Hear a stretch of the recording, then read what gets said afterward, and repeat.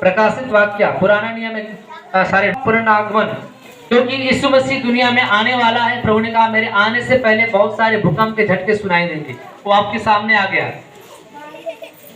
आपने देखा कि बहुत जगह जगह भूकंप के झटके आए, कितने हजार मर गए, दब कर मर गए कि नहीं मर गए? एक चिन्ह है प्रभु का आने का। बहुत जगह झगड़े लगे हैं, रसिया और रूस में झगड़ा लगा है। हाँ, क्रेन से रसिया और क्रेन में झगड़े लगे हैं, जाति को लेकर या किसी लेकर। बाइबल का मेरे आने का चिन्ह है। बहुत सारे लोग क्या करेंगे, जाति और धर्म के चक्कर में लोगों को मारेंगे, काटेंगे। ये परमेश्वर के अंतिम समय चल रहा है। और बाइबल बताती है जो अंतिम समय में धैर्य रखेगा, विश्वास बना के रखेगा, उसी का उद्धार होगा। Hallelujah, hallelujah. चलिए पढ़िए जल्दी से। यीशु का पुनरागमन। फिर उसने मुझसे कहा ये बातें विश्वास के योग्य, ये बातें विश्वास के योग्य और सत्य है। प्रभु ने जो भविष्यवक्ताओं के द्वारा आत्माओं का परमेश्वर है अपने स्वर्गदूत को इसलिए भेजा कि अपने दासों को दासियों को वो बातें जिनका शीघ्र पूरा होना आवश्यक है। Hallelujah, hallelujah. आज बड़े बड़े पास्टर, बड़े बड़े प्रोफिट, बड़े बड़े परमेश्वर के दास आने वाली बातें बता रहे हैं कि जल्दी से समझ जाओ, क्योंकि आने वाला आ चुका है। अपने अपने पापों से मन को फिरा लो, नहीं तो तुम पापों में ही मारे जाओ। आवश्यकताओं के द्वारा, दासों के द्वारा, प्रॉफिट के द्वारा परमेश्वर अपने समाचार को तीव्र गति से फैला रहा है। और जितना तेजी से प्रभु अपनी महिमा को फैला रहा है, उतना ही तेजी से शैतान भी आक्रमण कर रहा है। लेकिन घबराओ मत, क्योंकि न्याय करेगा परमेश्वर अपने चुने हुए लोग का। देखो मैं शीघ्र आने वाला हूँ। उसने क्या बोला? देखो मैं शीघ्र आने वाला हूँ। धन्य है वह जो इस पुस्तक की भविष्यवाणी की बातों को मानता है।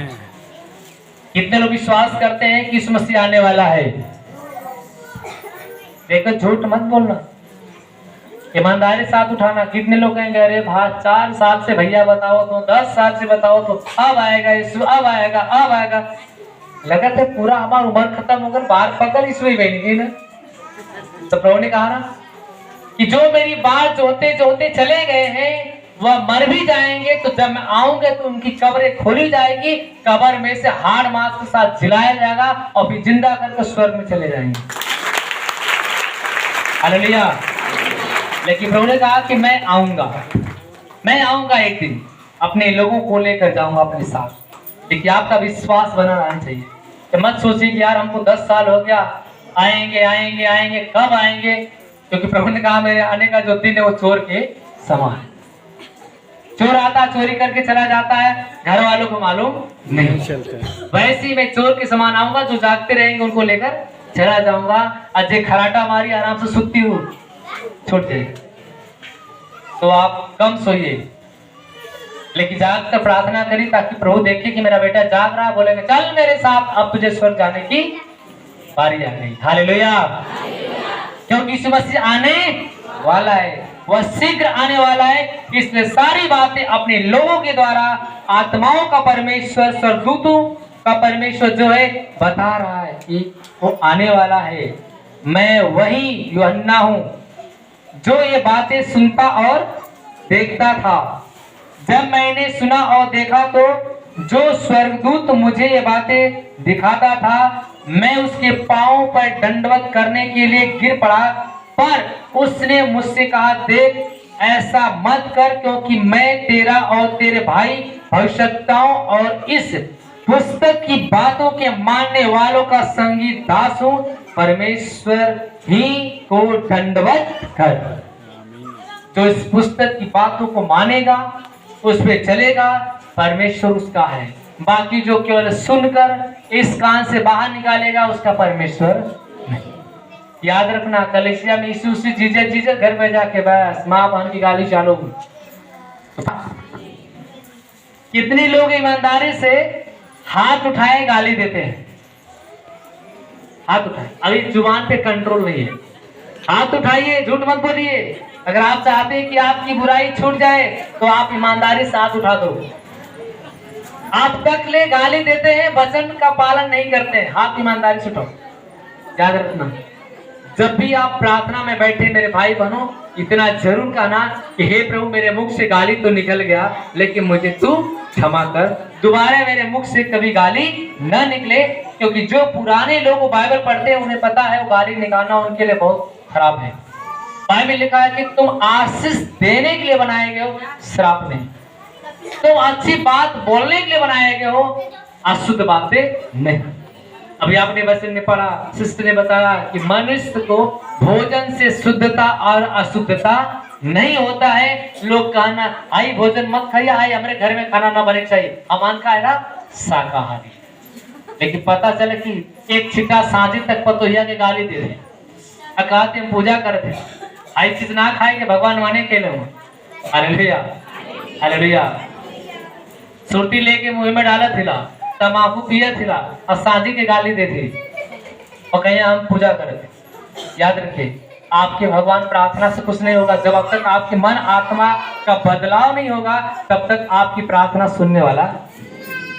ऊपर से आपको परिवर्तन नहीं करना, अंदर से आपको परिवर्तन करना कि पूरी आपकी आत्मा आपका मन शुद्ध हो जाए और आप कभी भी अशुद्ध बातें न कहें। क्योंकि बाइबल लिखा है कि मनुष्य के अंदर जो कुछ जाता है उससे कोई भी अशुद्ध नहीं होता। Hallelujah hallelujah. मनुष्य के अंदर खाने से कोई अशुद्धता नहीं होती है, जो मनुष्य के अंदर निकलती है उससे अशुद्धता होती है।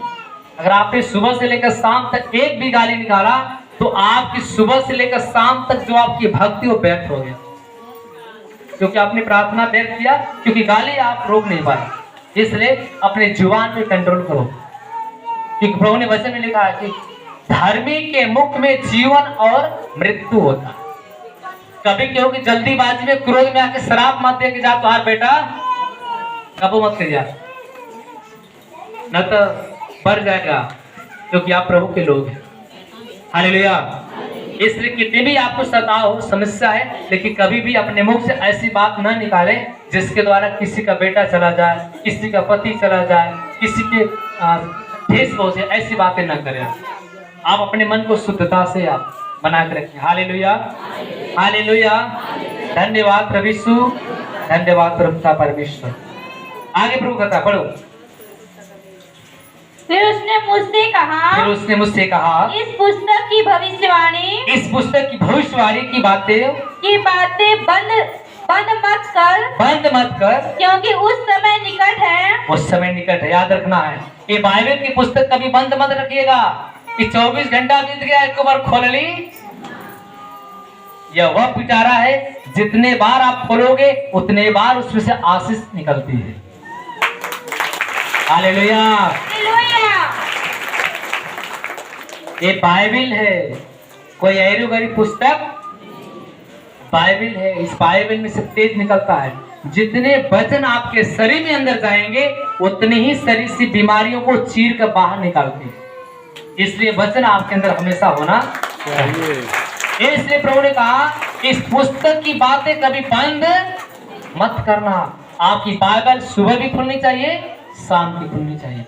खाना नहीं चलेगा, खाना अगर नहीं खाएंगे चलेगा, लेकिन बाइबल खुलनी चाहिए। हालेलुया। अब किस हुआ कि भैया हमारे पढ़ाई ना वाला आपका अंगूठा छाप, तब वो बाइबल को खोलिए, उसको 5 मिनट निहारिए, फिर भी प्रभु आपको आशीष देगा।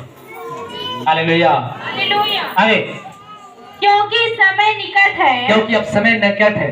जो अन्याय करता है वह अन्याय ही करता रहे। अन्याय लोग कर रहे हैं, आज तमाम अन्याय हो रहे हैं। निंदहारे गोली मारा जा रहा है, दिन दहाड़े गालियां दिया जा रहा है। अन्याय है, लोग अन्याय करते रहेंगे, अन्याय में ही मरते रहेंगे। और जो मलिन है वह मलिन बना रहे। जो मलिन है मलिन बना रहे। मलिन मतलब जे दरिद्र बनल नहीं, कबो का मन बदले वाला, चुंगी लेने वाला का मन कब बदला, जब यीशु उसके दरवाजे 1 रुपया ना दे, कसम खैले ला कुड़ियारी छपरा में बेटा हो जी तब वो 1 रुपया दान ना दे, ना दिए भैया। अपने बदे बनाओ तो अपने परिवार बदे, फिक्रे बदे, सबके बदे। हालेलुया। आज यहाँ पे आपको भेंट देने से जो व्यवस्थाएं बन रही वो आपके प्राण को बचाने के लिए। आप देख रहे हैं कि सुबह से लेकर शाम तक धूप रहता है, लेकिन फिर भी हम लोग भाड़े का चलनी लगाते हैं। हालेलुया। यहाँ पे पानी पीने की साधन बनाना है, प्यासे रह नहीं सकते हो। हर काम पैसे से होता है, बगैर काम पैसे से होने वाला। मानते हैं कि पैसा एक जीविका है जो चलने का, रहने का, खाने का हर एक चीज दे सकता है। उसी तरह हमारे एक ब्रदर, हमारे एक दास, हमारे आत्मिक गुरु है। अगर हम लोग उसको नहीं खिलाएंगे, ना उसको सपोर्ट करेंगे, तो कौन उनको सपोर्ट करेगा? उनकी भी तो परिवार, बच्चे जो है किसके सहारे? हमें लोग के सहारे। हालेलुया।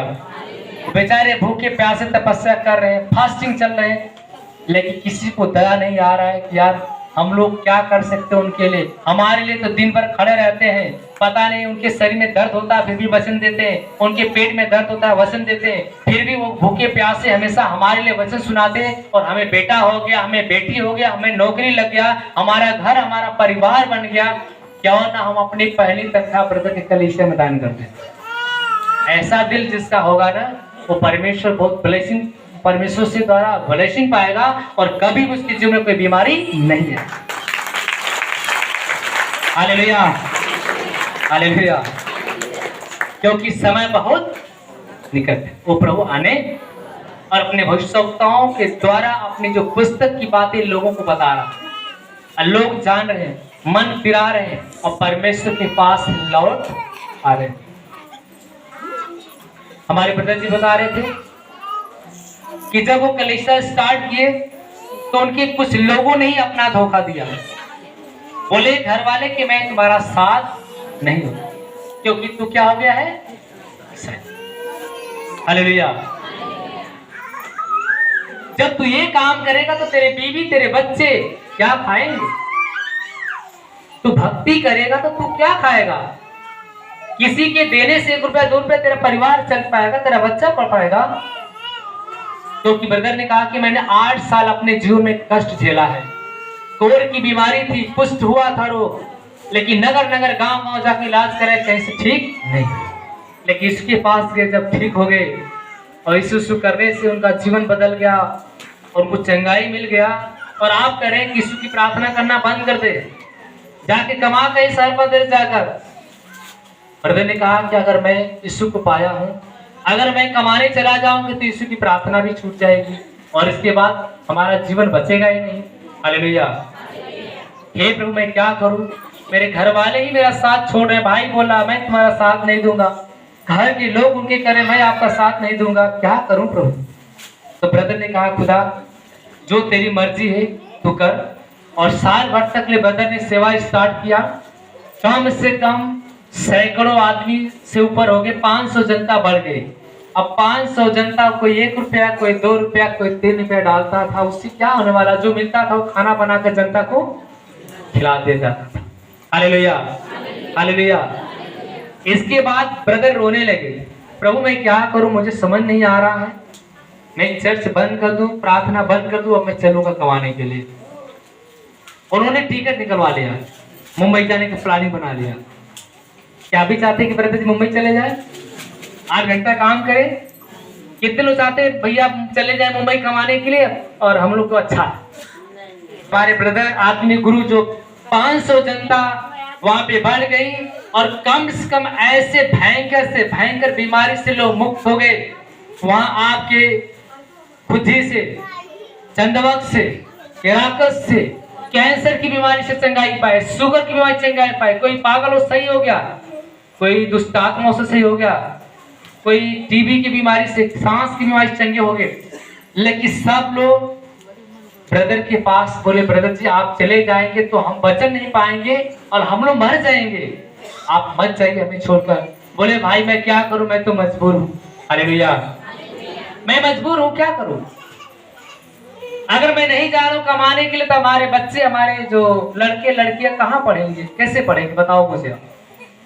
क्योंकि 200 400 500 रुपया से कोई होने वाला नहीं।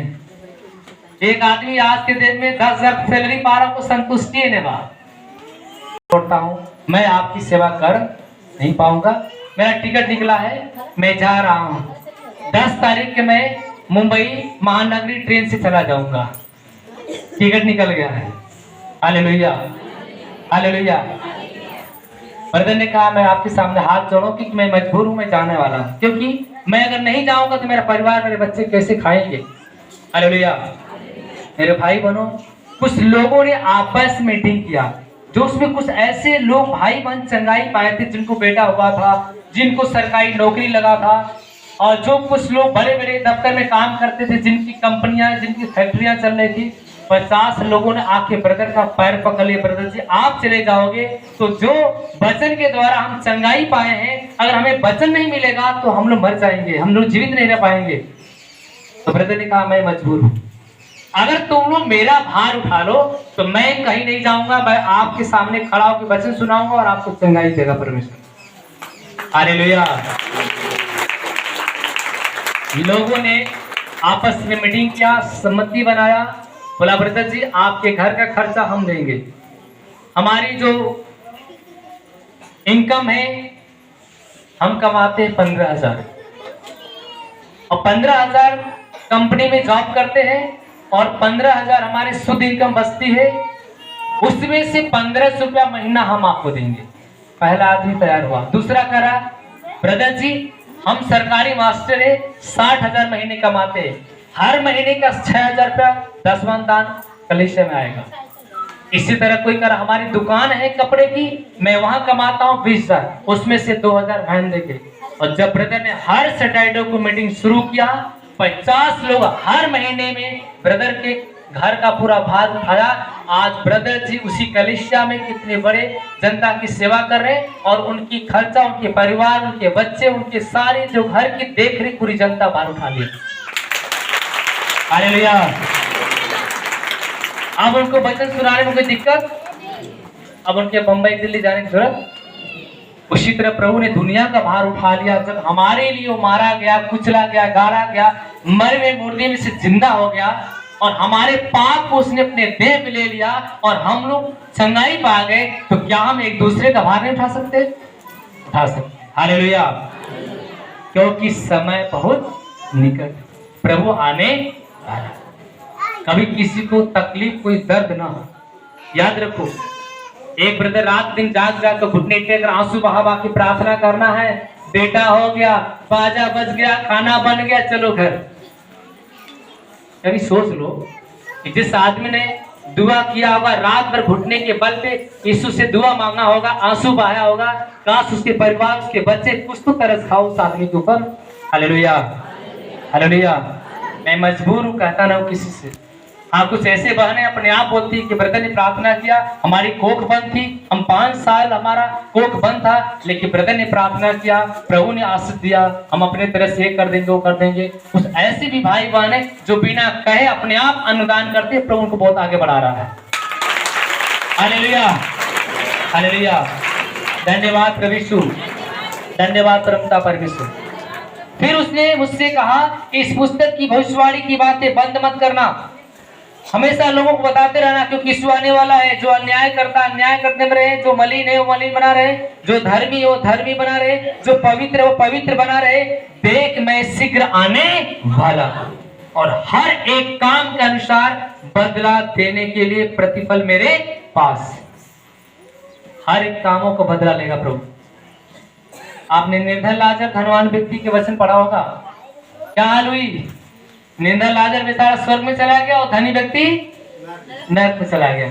ऐसी हाल ना हो आपकी कि हमारे पास धन रहते भी फिर भी हम नरक में जा रहे हैं, क्योंकि हमने जीवन में पुण्य का काम तो किया ही नहीं। इससे अनाथ को सुधि नहीं लिया, विधवाओं को सुधि नहीं लिया, लेकिन जब वहां पे मरने के बाद आत्मा जाएगी तो तुरंत प्रभु पूछेगा, बोल तूने क्या किया, बोल। हालेलुया।